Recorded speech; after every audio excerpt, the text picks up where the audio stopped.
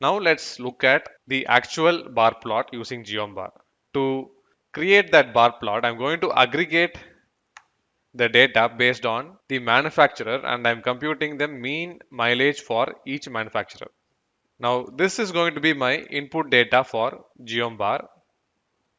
Now if you want the geombar to plot these numbers as raw values, you need to specify a special parameter called stat equals to identity. Now let me initialize the ggplot. X equal to manufacturer column and y equal to the mileage column, filled based on mileage. Add geom bar stat equal to identity, and it looks like this.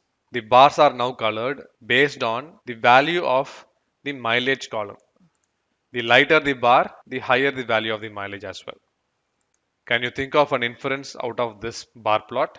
Well, my inference is Honda has the highest mean city mileage. That's quite obvious, followed by Volkswagen.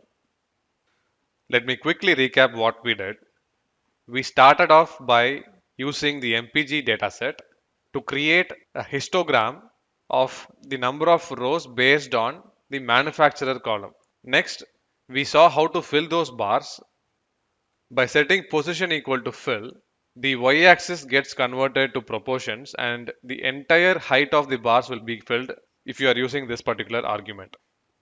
Then we saw how to create histogram based on a numeric column. And then we saw how to create an actual histogram where you can control the bin width and bins argument. Finally, we saw how to create a raw bar chart by setting stat equal to identity argument in geombar function. If you have to take away one single learning from this video is the use of stat equal to identity argument to geombar. By setting this, you can draw bar chart on raw data frame columns itself. It won't create a histogram as it is.